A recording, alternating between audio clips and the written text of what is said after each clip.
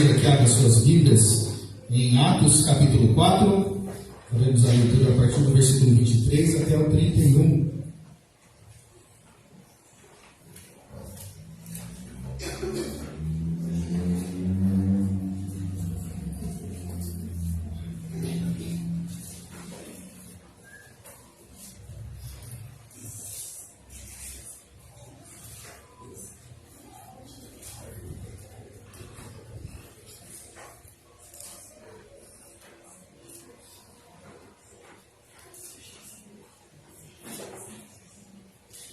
Muito bem, Atos capítulo 4, a partir do versículo 23 até o 31, diz assim: Uma vez soltos, procuraram os irmãos e lhes contaram quantas coisas lhes haviam dito os principais sacerdotes e os anciãos. Ouvindo isto, unânimes, levantaram a voz a Deus e disseram: Tu, soberano Senhor, que fizeste o céu, a terra, o mar e tudo que neles há, que disseste por intermédio do Espírito Santo por boca de Davi, nosso pai, teu servo, porque se enfureceram os gentios e os povos imaginaram coisas vãs, levantaram-se os reis da terra e as autoridades ajuntaram-se a uma contra o Senhor e contra o seu ungido. Porque verdadeiramente se ajuntaram nesta cidade contra o teu santo servo Jesus, ao qual ungiste Herodes e Pôncio Pilatos, com gentios e gente de Israel, para fazerem tudo que a tua mão e o teu propósito pré-determinaram. Agora, Senhor, olha para as suas ameaças e concede aos teus servos que anunciem com toda a intrepidez a tua palavra, enquanto estendes a mão para fazer curas, sinais e prodígios por intermédio do nome do teu santo servo Jesus. Tendo eles orado, tremeu o lugar onde estavam reunidos. Todos ficaram cheios do Espírito Santo e com intrepidez anunciavam a palavra de Deus. Amém. Vamos orar? Senhor Deus, do mesmo modo, Pai, que estes irmãos oraram, Senhor, a nossa oração é parecida. Senhor, nos enche do Teu Santo Espírito, ó Deus. Nos enche, ó Deus, cada um aqui, ó Pai querido, para que nós possamos transbordar do Senhor. Senhor, nos capacita, Deus, a levar a Tua mensagem, Deus, o Teu Evangelho, com coragem, com intrepidez, no poder do Teu Santo Espírito, ó Pai. E que o Senhor, ó Pai, possa agir livremente neste lugar, ó Pai, abrindo o nosso coração e mente, para que nós possamos entender a Tua palavra, sair daqui praticantes do que iremos meditar nessa noite. Senhor, mais uma vez, ó Deus, como o Senhor já tem feito durante tantos momentos nesse culto, ó Deus, desde a hora que chegamos aqui, entendemos, ó Deus, cremos e percebemos a Tua presença neste lugar, ó Deus. Te pedimos mais uma vez que o Senhor, ó Pai querido, nos conduza a entender o que o Senhor tem preparado para nós. Nos abençoe em nome de Jesus. Amém.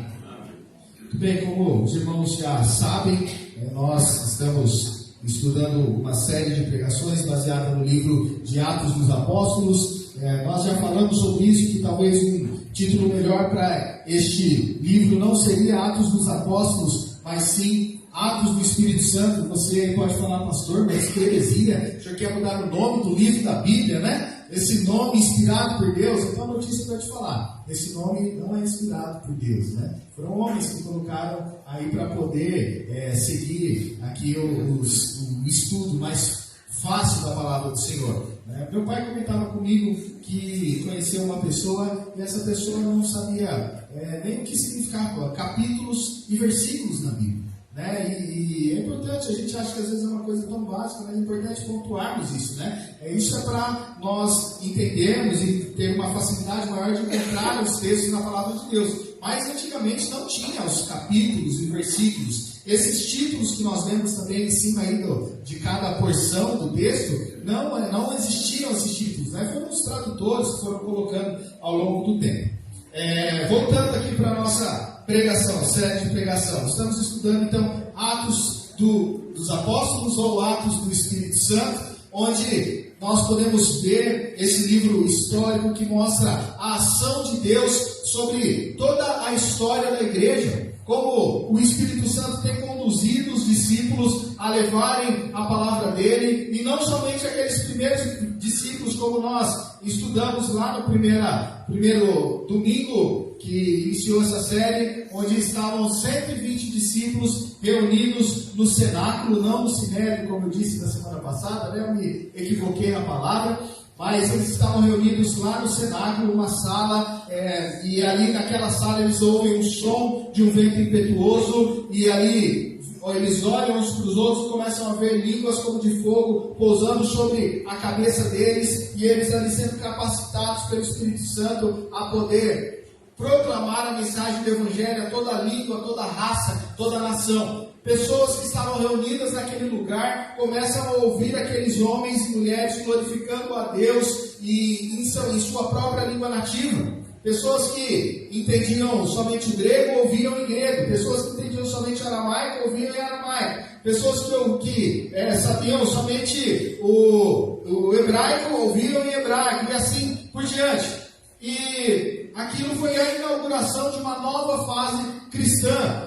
Esse momento é o momento onde os discípulos estão sendo capacitados a pregar o Evangelho. E ali Pedro se levanta com toda a intrepidez e prega a palavra de Deus. E naquele dia, 3.000 pessoas se convertem.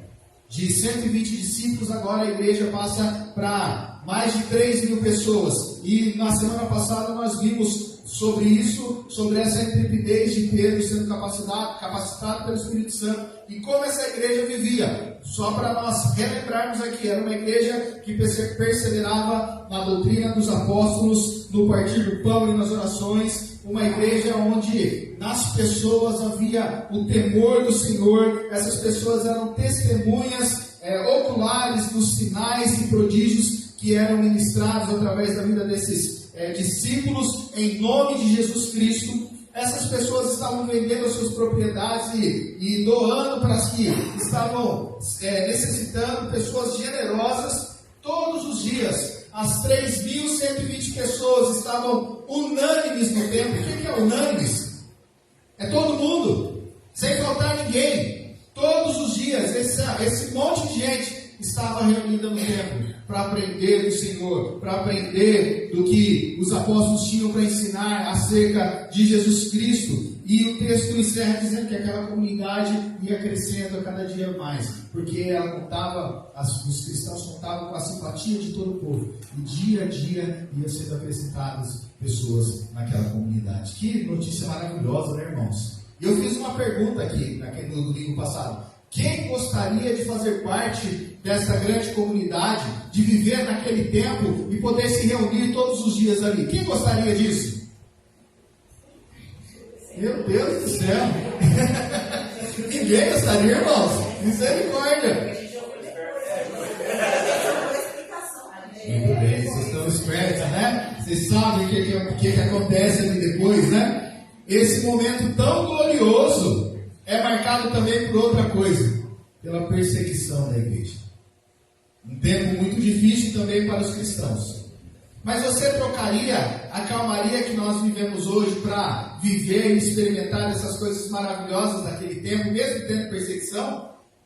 Eu trocaria. De poder contemplar os discípulos, aqueles que estavam mais perto de Jesus Cristo, operando grandes sinais e milagres, de experimentar do sobrenatural de Deus, de maneira tão maravilhosa como esse texto que nós acabamos de ler, onde uma igreja se reúne para orar, mesmo diante da provação, da tribulação, da perseguição, e assim que eles terminam de orar, o que acontece? O local se estremece, um terremoto acontece naquele lugar, e o texto diz que aquelas pessoas estavam cheias do Espírito Santo. Queridos, a nossa busca deve ser por isso. A nossa busca deve ser por estar cheios desse Espírito Santo. Esse Espírito Santo é que nos conduz a viver do modo que Deus espera. Se for para viver em meio da perseguição, nós viveremos em meio à perseguição, dando glória a Deus. Vocês lembram daquela música? Vou passando pela prova, dando glória a Deus, né? Isso, os mais pentecostais aí já estão até dançando ali, né? Vou falar aqui, né? Mas é isso mesmo, meus irmãos. Experimentar de Deus.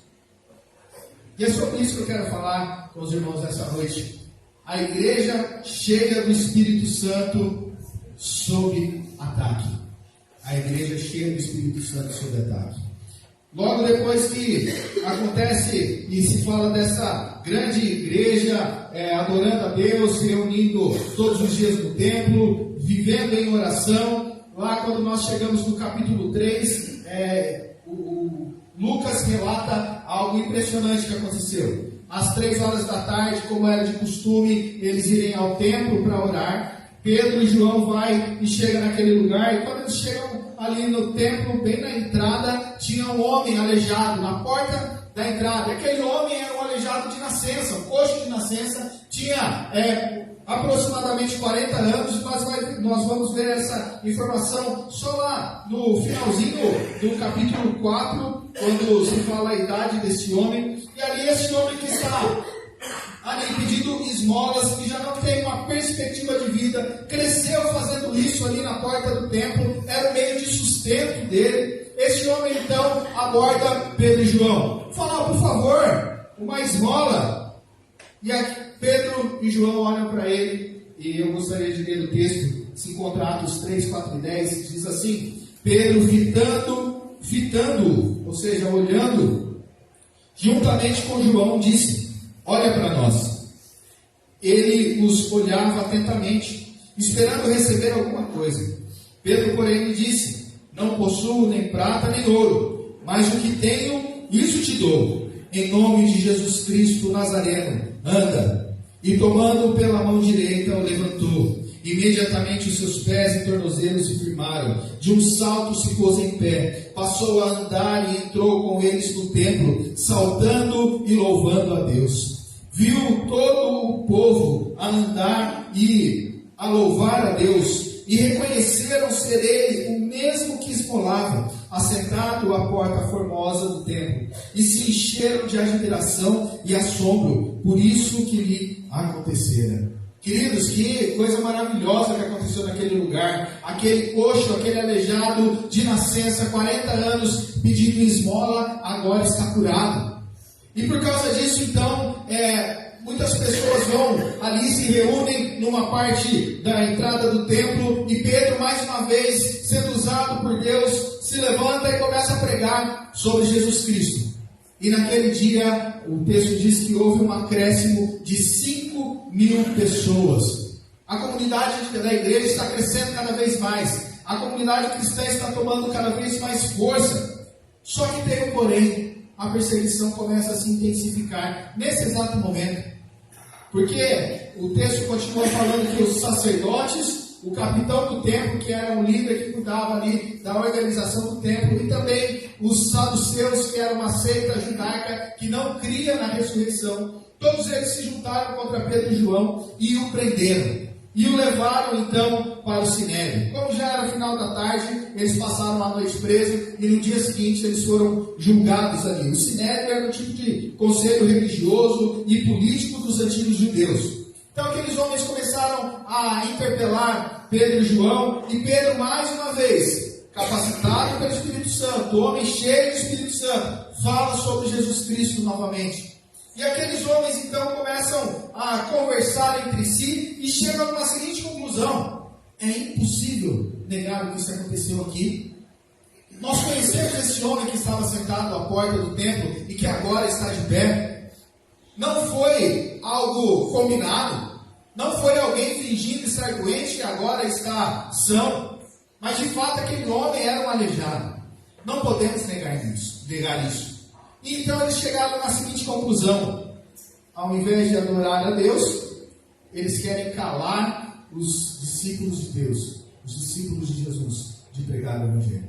Ou seja, eles falam: olha, vocês vão embora, a gente vai libertar vocês, mas vocês saiam daqui e não ensinem mais sobre esse Jesus. E Pedro e João, com certeza, não fizeram isso. Eles mesmos deixaram muito claro que eles não iriam se calar das coisas que eles viram, das coisas que eles ouviram, das coisas que eles experimentaram de Deus. E mesmo assim, o Sinédrio resolve libertar Pedro e João com medo da consequência, por causa daquela multidão que agora era muito forte, né? E com medo da perseguição dessas pessoas. E então, esses homens são libertos e chegam no texto aqui que nós acabamos de ler. Eles saem daquele lugar e vão direto para a comunidade da igreja. E ali eles começam a orar juntos e aquele lugar então estremece depois dessa oração. Irmãos, por que eu estou falando sobre isso? Você acha que nós vivemos numa época de perseguição? Será que vivemos numa época de perseguição? A grande verdade é que a igreja de Cristo, a verdadeira igreja de Cristo, não estou dizendo placas aqui, a verdadeira igreja de Cristo sempre será perseguida. Se ela não está sendo atacada, tem coisa errada. É porque ela não está incomodando. E isso não é certo. Quantos de nós sofremos por nos declararmos cristãos? Quantos de nós sofremos, muitas vezes, quando comentamos que nós preferimos acordar de manhã e vir para a igreja do que ir para outro lugar, ou do que dormir até mais tarde? Quantos de nós sofremos e ouvimos pessoas falando: olha, você é um alienado, isso que você está acreditando é um conto de fadas. Quantos de nós não sofremos por nos declarar em seguir o que a palavra de Deus diz e não praticar o que todo mundo faz? Quantos de nós sofremos por pregar o Evangelho? Quando começamos a falar de Deus, parece que estamos tentando convidar a pessoa para fazer parte de uma pirâmide, né? Venda de marketing multinível, né? Esse é o novo nome, né? Parece que estamos convidando a pessoa para uma roubada. Não vivemos isso? Quem não experimenta isso? E a verdade, queridos, que nós, aqui no Ocidente, mais precisamente no Brasil, nós estamos vivendo uma bolha, ainda com uma perseguição mais velada. Mas quando nós olhamos para o Oriente, quando nós olhamos para a Europa, nós vemos como que a perseguição tem se intensificado cada vez mais. A perseguição que vivemos aqui, irmãos, nós não podemos nos iludir achando que não existe. Eu não sei se vocês viram no domingo passado, Dia dos Pais, o Fantástico, alguém que assistiu? No Dia dos Pais, deixando de lado se está certo ou errado o que os pais fizeram, mas teve ali a declaração daquela atriz Larissa Manoela, onde ela declarava o rompimento com os seus pais. Diante do que eles fizeram, independente se eles estão certos ou errados, qual é a intenção aqui, queridos? A intenção é mostrar como aquela menina é sofrida? Ou a intenção é desconstruir cada vez mais o conceito de família bíblico que nós entendemos? O inimigo tem agido desse modo, irmãos. O inimigo tem levantado pessoas, levantado instrumentos para destruir o que Deus tem nos ensinado. E como nós então devemos nos portar diante de toda a perseguição que nós sofremos?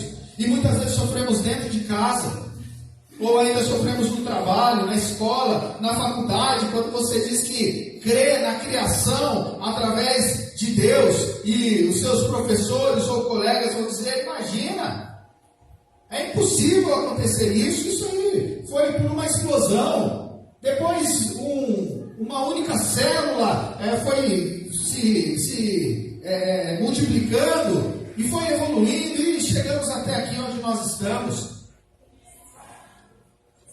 Queridos, como então viver em meio a uma sociedade que nos persegue? A palavra de Deus nos ensina como nós devemos viver. Em primeiro lugar, olhando para essa comunidade cristã, nós vemos que nós podemos viver diante da perseguição, buscando comunhão com os irmãos. Buscando comunhão com os irmãos. Depois de tudo que Pedro e João passaram ali no Sinédrio, eles não querem estar em outro lugar que não seja no meio do povo de Deus. Eles têm prazer de estar junto com a igreja. Eles querem estar junto com os irmãos. E parece que nos dias de hoje existe uma tendência das pessoas buscarem cada vez mais a solidão do que estar em comunhão com as pessoas, não é verdade? Há uma estatística que vai dizer que a cada dia que passa o número de desigrejados aumenta mais e mais. Pessoas que dizem que podem desenvolver a sua fé sem estar dentro da igreja. E como nós conseguimos desenvolver uma fé sem estar em comunhão com os irmãos? A palavra de Deus nunca vai nos dizer para nós estarmos em solidão, a viver desse modo. Pelo contrário, Deus nos chama para viver enquanto povo dele. E nós vivemos desse modo porque isso é um dos sinais do fim dos tempos. Esse sinal é a falta de amor. As pessoas elas não querem mais e não estão mais dispostas a ouvir umas às outras. Ouvir o outro contar a vida é cansativo. Ouvir o outro desabafar é difícil. E às vezes, quando nós muitas vezes nos dispomos a ouvir, a pessoa conta um problema, logo em seguida, ao invés de trazer uma palavra de consolo, nós contamos um problema nosso. E que seja um problema maior do que o que está falando. E parece que vira uma competição de quem sofre mais. Não é isso que acontece? Ou é só comigo que acontece isso? As pessoas não querem mais estar juntas. Outro fator é a questão da inclusão digital, das redes sociais, que traz essa falsa sensação, a falsa ideia que estamos rodeados e cercados por grandes nuvens de testemunhas, como diz Hebreus, né? Mas na verdade nós não estamos cercados por ninguém. Estamos na plena solidão, às vezes na luz apagada, sentado no sofá onde não tem ninguém no ambiente, e achando que estamos cercados de pessoas, cercados de seguidores que querem muito saber da minha vida e saber do que eu estou passando. Mas na verdade você está sozinho. Na verdade você não está junto com ninguém. E às vezes nós ainda achamos que estamos buscando conhecimento e cada vez mais, quando estamos ali com essa pequena tela na nossa frente, o celular, e ali começamos a passar por aqueles vídeos curtos, cheios de conhecimentos tão profundos de 10 segundos e 12 segundos, e passamos horas ouvindo aquilo lá. E na hora que terminamos de ver todos eles, não absorvemos nada. Pequenos conteúdos que não traz nada de bom para a minha vida. Falam até de Deus, mas não impactam em nada a minha vida. E nós achamos que estamos vivendo de uma maneira boa. Achamos que estamos vivendo bem. A igreja virou o local onde não se pode falar o que as pessoas não querem ouvir. Onde, quando são confrontadas, é mais fácil elas irem embora e não voltar mais, do que elas buscarem mudar de vida. O que te faz vir à igreja? O que te motiva a vir à igreja? A todos aqueles que frequentam assiduamente a casa do Senhor, a Igreja Presbiteriana Maranata, o que te faz vir à igreja? O que te faz levantar no domingo de manhã e estar aqui às 9 horas da manhã? O que te move a estar aqui nos estudos da quarta-feira? A participar das reuniões de oração durante a semana? Agora, o inverso também. O que te faz faltar nas reuniões da igreja? Quais são os motivos que têm nos levado a não estar neste lugar? Eu gostaria que você fosse sincero com você mesmo. E pensasse de fato esses motivos são motivos que valem a pena abrir mão de estar juntos uns com os outros. Irmãos, a igreja é um recurso que Deus providenciou para nos encorajar. A igreja, ela expressa o amor de Deus. Ela mostra como que Deus é um Deus tão grande que alcança pessoas que são tão diferentes umas das outras. E que essas pessoas são chamadas de irmãos. É o local onde nós somos desafiados a desenvolver um amor fraternal. É o lugar onde, ao desenvolver esse amor fraternal, nós estamos adorando ao nosso Deus. O reverendo Hernandes diz que a igreja é a sala da emergência do Espírito Santo para encorajar e consolar as pessoas. O próprio Jesus, ele não gostava de ficar sozinho. Poucas vezes ele sai para orar sozinho. Mas nos últimos momentos, no momento de aflição, Jesus Cristo chama alguns dos seus discípulos, os mais chegados, para estarem com ele em oração. Não dá para viver o cristianismo sem igreja. Não dá para viver o cristianismo sem igreja.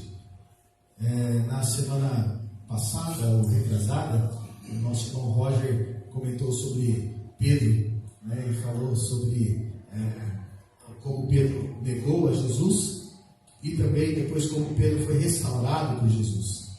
E depois que Pedro é restaurado por Jesus, lá em Mateus capítulo 16, e Jesus olha para ele e fala: tu és Pedro. E o versículo 18: e sobre esta pedra edificarei a minha igreja, e as portas do inferno não prevalecerão contra ela. Eu expliquei um pouco desse texto.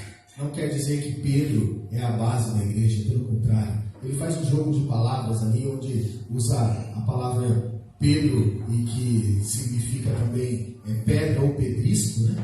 E ele depois fala sobre esta pedra, que de fato é a rocha firme. Então é como se Jesus estivesse apontando para Pedro e dizendo: tu és Pedro, e sobre esta pedra edificarei a minha igreja. Jesus Cristo é a pedra que edifica a igreja. Jesus Cristo é a pedra angular, é a pedra que sustenta toda a igreja. O melhor lugar para nós estarmos é a igreja, irmãos. O melhor lugar para instruir os filhos é a igreja. O melhor lugar para a reconciliação é a igreja. O melhor lugar no meio da perseguição é a igreja. O melhor lugar em meio à alegria é a igreja. Portanto, que nós possamos cada vez mais sentir esse desejo de estar juntos uns com os outros. Você faz parte dessa igreja. Você faz parte do corpo de Cristo. Não deixe de estar nesse lugar. Em primeiro lugar, a comunidade cristã nos ensina como viver diante da perseguição, buscando a comunhão com os irmãos. Em segundo lugar, buscando a Deus em oração. A partir dos versículos 24 a 30, nós vemos esta igreja em ação.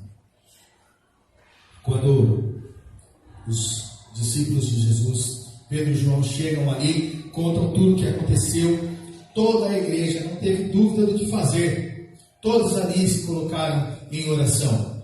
Aquelas 5.000 pessoas levantaram a voz a Deus. Versículo 24 fala isso: ouvindo isso, unânimes, todos levantaram a voz a Deus. 5.000 pessoas que ao mesmo instante se colocaram em oração. Pessoas que tinham intimidade com Deus. Pessoas que não duvidavam em nada do cuidado de Deus e da direção de Deus. Pessoas que tinham um único foco. O foco na adoração a Deus. O foco em conhecer mais desse Deus. O foco em viver para adorar a esse Deus. E o melhor método para nós enfrentarmos a oposição é a oração. O melhor método para nós enfrentarmos os problemas que nós vivemos é a oração. A melhor arma que nós temos é a oração. Tem uma música onde o cantor, não me lembro o nome do cantor, mas ele começa no meio da ministração a falar: olha, eu vou contar para o meu pai, eu sou que nem um filho mimado. E é assim mesmo que nós precisamos viver, como filhos mimados, porque o pai quer ouvir o que a gente está passando. O pai quer se relacionar conosco a cada dia mais. E essa igreja entendia isso, e essa igreja é uma igreja de oração. E ali eles começam então a orar. E a primeira declaração que eles fazem é: tu, soberano Senhor. Tu, soberano Senhor. O que significa para você Deus ser o soberano Senhor? O que significa essa palavra de ser soberano Senhor? Qual é a implicação na minha vida, na sua vida, saber que Deus é soberano? O que significa isso para você? Deus de fato é soberano na sua vida? Quando nós somos pais e temos nossos filhos pequenos, nós queremos instruir, vamos ensinando, e mesmo quando eles não fazem o que a gente manda fazer, nós ainda o corrigimos, certo? Nós somos soberanos na vida dos nossos filhos. Não é verdade? Pelo menos devemos, né? Hoje em dia, né? Hoje em dia tem muitos filhos aí que estão mandando os pais, né? Mas o certo é o contrário. O pai e a mãe é quem educa. O pai e a mãe é quem sabe o que é melhor para o filho. Não é verdade? Não é assim que nós vivemos? Agora, nós nos colocamos debaixo em submissão ao nosso Deus. Deus é o soberano. Essa palavra soberano, no grego, é a mesma palavra que deriva a palavra que nós conhecemos como déspota. Vocês já ouviram falar dessa palavra? Parece que ela tem um tom meio pejorativo no nosso vocabulário, né? É um tom negativo. Mas, na verdade, a ideia dessa palavra é que o déspota, ele tem o sentido de ser um mestre ou um senhor que exerce poder absoluto sobre outra pessoa de maneira abusiva ou de maneira benevolente. No nosso caso, nós conhecemos muito bem quem é nosso Deus. Deus é um déspota que age em nossa vida de maneira abusiva? Não, pelo contrário. Deus é benevolente demais. Deus é paciente demais conosco. Deus, ele cuida da gente o tempo todo.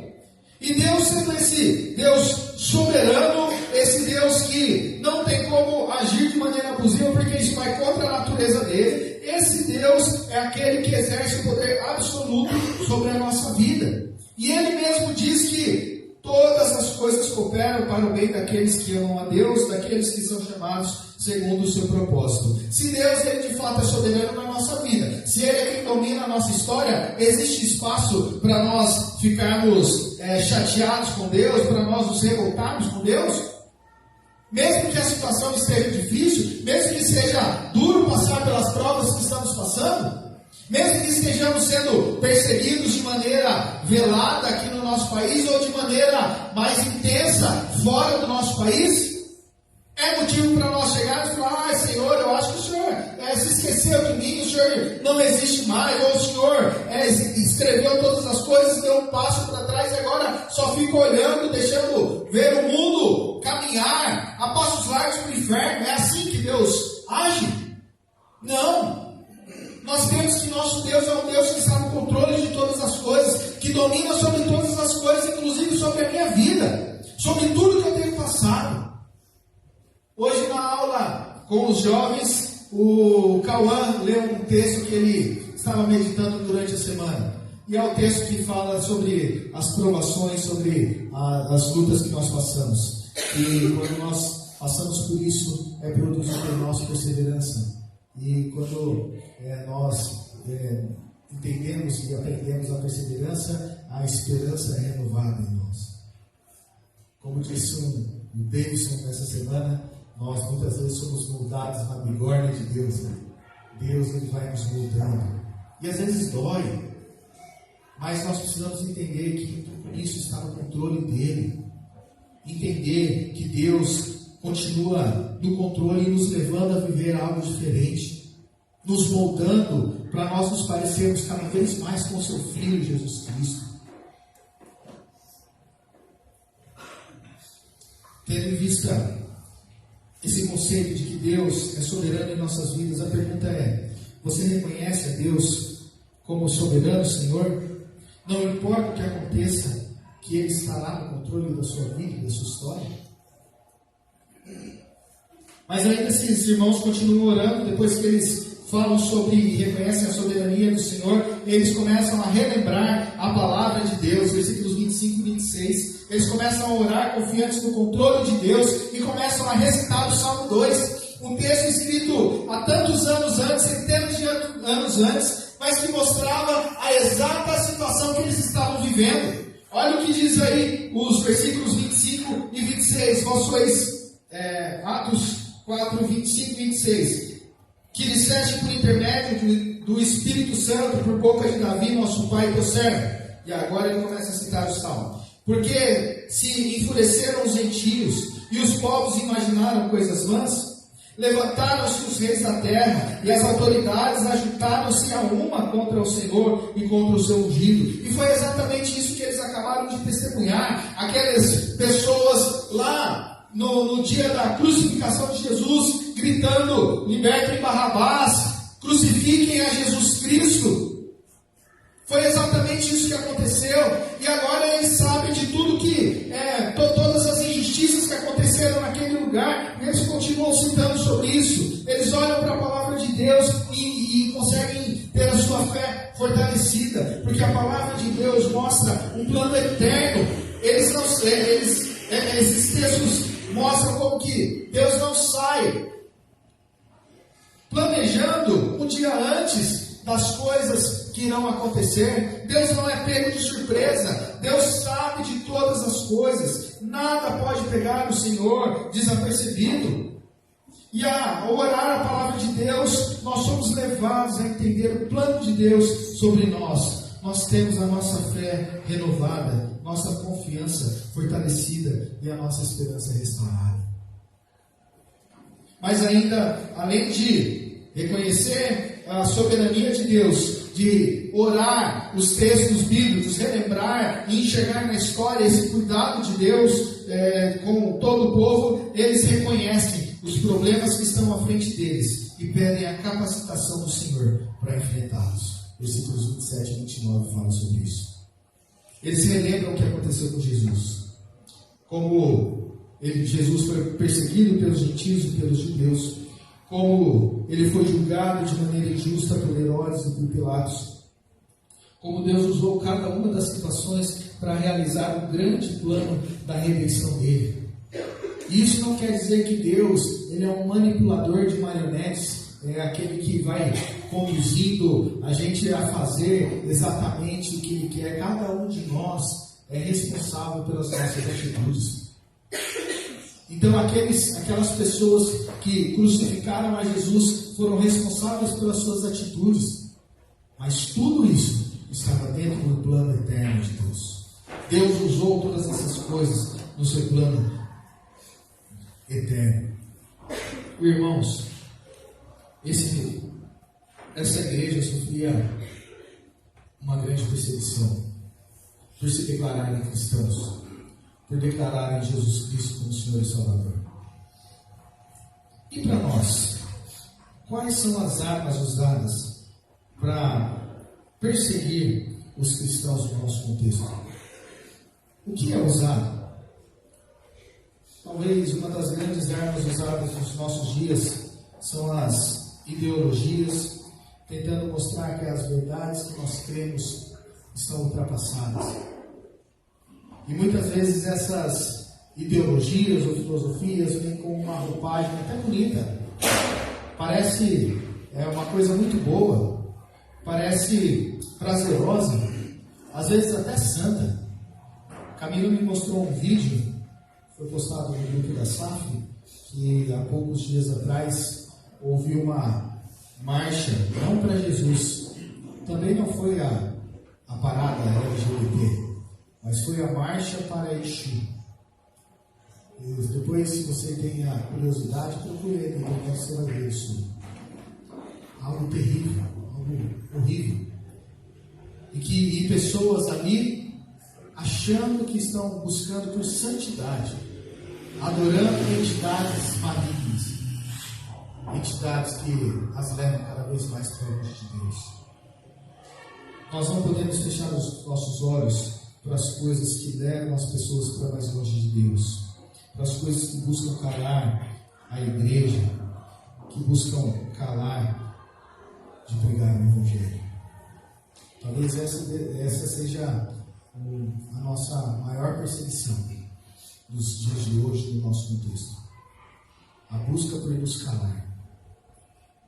Mas a palavra de Deus nos ensina outra coisa, a proclamar o Evangelho. Esses irmãos que estavam sendo perseguidos, onde foram instruídos a se calar diante de tudo o que eles experimentaram, da cura daquele coxo e dos ensinos de Jesus Cristo. Do mesmo modo, muitas vezes nós somos levados assim. Como lutar então contra essas coisas? Aquela igreja, ela faz uma oração e ela não pede por vingança. Aquela igreja também não pede para ser liberta daquela perseguição, mas aquela igreja pede por capacitação para anunciar o Evangelho. O problema existe, E elas estão dispostas a enfrentar esse problema, capacitadas pelo Espírito Santo. O problema existe no nosso contexto. E nós estamos capacitados pelo Espírito Santo? Uma frase que tem sido muito batida nesses dias que nós estamos pregando essa série é que ter o Espírito Santo habitando em nós é diferente de sermos cheios do Espírito Santo. Ser cheio do Espírito Santo nos leva a viver uma vida diferente, nos leva a viver uma vida transformada, nos leva a uma vida de ação, não uma vida de inércia, uma vida de comodismo. Qual é o grande problema por trás de todas essas ideologias que nós vemos por aí hoje em dia? É um problema muito antigo, chamado pecado. E como o pecado afasta as pessoas de Deus. E nós temos a mensagem do Evangelho.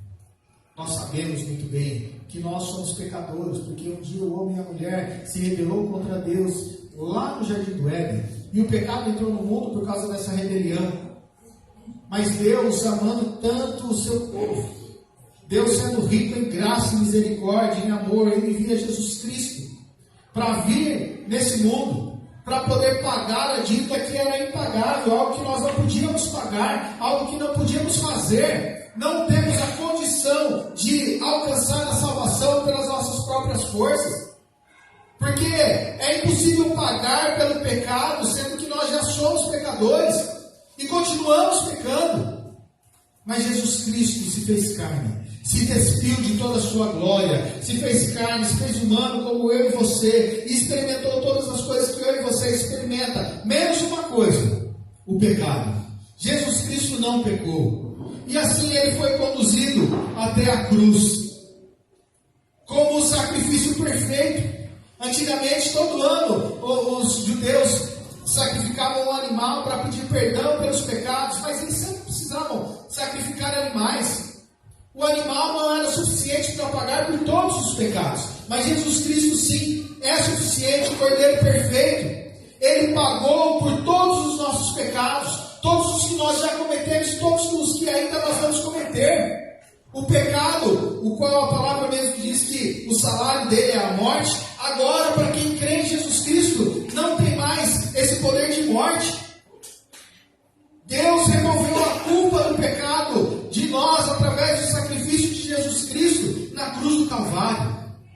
E por isso agora a nossa vida foi transformada. Se antes nós merecíamos o inferno por causa do pecado, agora por causa de Jesus Cristo, nossa rota foi mudada e nós vamos para o céu, não porque nós merecemos, mas pela graça nós somos salvos, mediante a fé. Isso não vem de nós ou de vós, é dom de Deus, nem de obras para que ninguém se glorie. É o que Paulo diz lá em Efésios. Queridos, Jesus Cristo pagou pelos nossos pecados na cruz do Calvário. E como nós vimos aqui no início dessa série, lá no capítulo 1 de Atos, Jesus Cristo ressuscitou ao terceiro dia e ficou com seus discípulos, ensinou, mostrou o que eles precisavam fazer, e depois de 40 dias ele subiu aos céus para nunca mais voltar. É isso mesmo?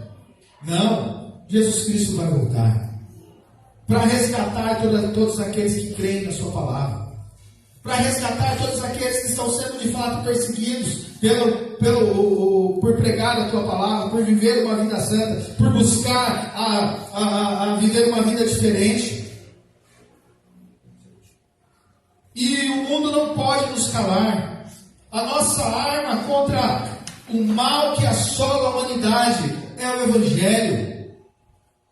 O Evangelho que um dia nos alcançou, se de fato nos alcançou. Como Paulo mesmo fala isso lá em Efésios 4. Por isso, irmãos, nós só podemos ser relevantes na pregação do Evangelho se o Senhor nos capacitar através do Espírito Santo. Note que a luta daqueles irmãos não é por dias melhores. A luta daqueles irmãos não é pelas suas famílias. A luta que eles estão enfrentando, a oposição que eles estão vivendo, é para honrar a Deus, para glorificar o nome do Senhor. para viver uma vida de obediência a Deus.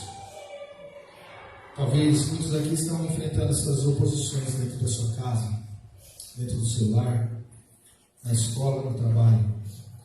O conselho para nós então é: siga o exemplo daqueles irmãos. Ore, se engaje na expansão do reino de Deus, dessa capacitação e força para enfrentar as oposições, para enfrentar as perseguições. Para concluir, irmãos, o texto encerra assim, versículo 31. Tendo eles orado, tremeu o lugar onde estavam reunidos. Todos ficaram cheios do Espírito Santo e com intrepidez anunciavam a palavra de Deus. Umas conclusões para nós aqui: só testemunhamos das coisas que vimos e experimentamos. Uma testemunha não pode testemunhar de algo que não viu, que não experimentou.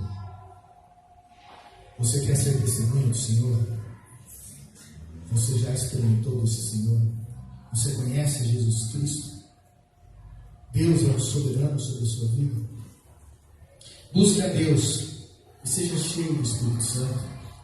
Pregue a palavra com intrepidez, sem vergonha, com autoridade, com profundidade. Busque aprender mais sobre o nosso Deus e seja usado poderosamente. Amém? Amém. Que Deus nos capacite a viver desse modo. Que a cada dia mais a gente possa nos espelhar nos testemunhos dessa igreja que experimentava coisas maravilhosas e coisas terríveis também. Pessoas sendo presas, jogadas lá a leões.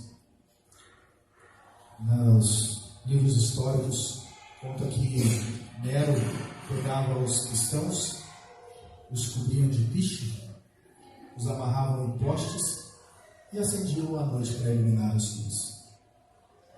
Justamente porque essas pessoas não queriam negar a sua fé.